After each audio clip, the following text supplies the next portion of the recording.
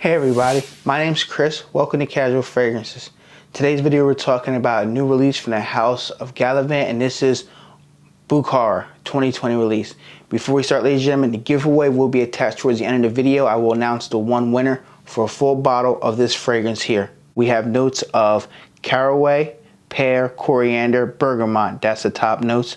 Heart, we have iris, jasmine, clove, apricot.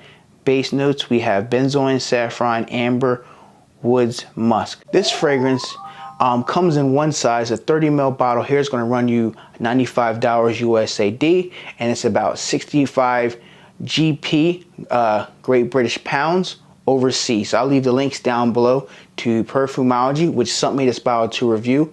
Opinions are my own, ladies and gentlemen. Or I'm going to leave a link down below to Gavllivant.com.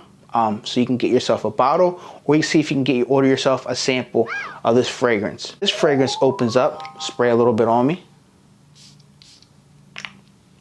Okay. This fragrance opens up, you're going to get a freshness in it. That freshness is going to come from the bergamot. So if you like fresh fragrance, you're going to like this one. This isn't an overly bergamot citrus heavy based fragrance. It is a freshness in the fragrance, a airiness, a cleanness in the fragrance, something like you just walked into the woods in a forest kind of air, like you just woke up in the morning kind of freshness. Smells really good. In the middle of the fragrance, you're definitely going to, that freshness is going to calm down. You're going to get more of that pear note in the fragrance, and pear is in the top notes and in the middle of the fragrance. So it's almost through the whole life of the fragrance. So you definitely gotta like pear as a note, and the iris is gonna be in the background, but you're gonna pick up iris too, but primarily it's gonna be a heavy pear fresh fragrance. You're definitely going to pick up some jasmine in it, but it doesn't lean overly feminine. I know some people say jasmine can lean kind of feminine on some people's skin. I get that. I do like jasmine in fragrances, so I tend to like this one. And there's some apricot in it, but primarily I just get a big dose of pear in the middle of the fragrance. You know what I mean? There's a lot of notes in the middle, but look, primarily I get pear. Now, the dry down of the fragrance, I get less of the pear and I get more of a saffron note. And the saffron's in this, and then there's going to be amber and benzoin. So that benzoin is more of a creamy type of a vanilla creamy vibe on my skin, so it kind of leans kind of sweet, more on the dry down. So the opening is kind of fresh, kind of fruity, but that dry down is going to get more of a warm, creamy, vanilla amber kind of combo, which is very nice in the dry down where you want to keep smelling and smelling yourself. So I really do like the dry down. Good projection. So for me personally, I'm getting about an hour and 30 minutes. It doesn't project very heavily, but it's a fragrance that you're definitely going to get noticed wearing it, where it's like that first hour and a half is going to be that critical moment where people walk by you, they're going to catch whiff of the fragrance. If you're in a room and then you leave the room you were just in and somebody comes in, they're definitely going to pick up your sillage. They're definitely going to know you were wearing a fragrance in that room, or your presence of that fragrance off of your skin chemistry will be radiating in that room when you leave that room. This is a fragrance where you will get noticed. I'm not going to sit here and say you're going to get compliments, it's a mass appealing scent, because it's not.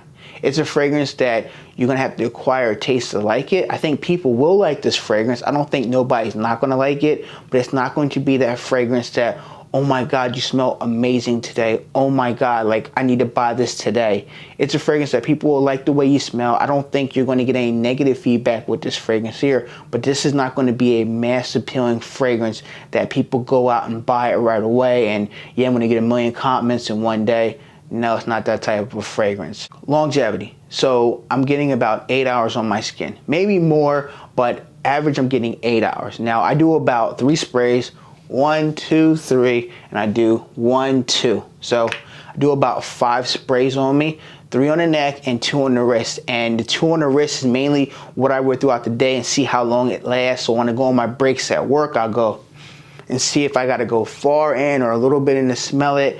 That tests my longevity, and it's superb. I spray it and I go to work, and I work an 8-hour shift, and by the time I get off work I can still smell the fragrance. It's closer to the skin, but it lasts me through the 8 hours, and I had no complaints with that. I love fragrance that lasts 8 hours on my skin. Even more, worth the price. Don't care what nobody says. If I get an 8-hour fragrance, 8 hours out of any fragrance, especially this type of fragrance for $95 is a plus in my playbook. Season occasions. Season-wise, you can wear this all year round if you want to. I mean, will it shine better in the fall and winter? Yes, because of the notes of the pear, and you're definitely going to pick up the iris in this fragrance here, and definitely going to pick up the benzoin and the amber. So I feel like those are notes you would primarily want to wear in the fall and winter. But this isn't a heavy beast mode fragrance. You kind of can get away with it in the summer months too, but I would do lesser sprays. I wouldn't do a lot of sprays. I wouldn't want to choke myself out or people around me. I think in the cooler months I would do 5 or 6 sprays. I think in the warmer months I would probably go cut it back to half, 3 sprays, and that's pretty good for me. That's what I would recommend for you, ladies and gentlemen. But you're buying the fragrance, do how many sprays you want. As long as you enjoy the fragrance, that's all that matters. Occasions, I would say you can wear it casual. If you wanted to wear it dressed up, that'll be a plus too. It does smell different. Just keep in mind, this isn't a mass appealing run-of-the-mill fragrance that everybody has that, oh man, you got this fragrance. This fragrance is going to smell different. You will garner attention, whether it's like, oh, I want to buy it, or oh, you smell different, or what fragrance are you wearing? I've never smelled it before. You might get those type of, I would say, compliments or conversation starters. And yeah, I would say casual, day to day. You want to wear it on a date, you can wear it on a date.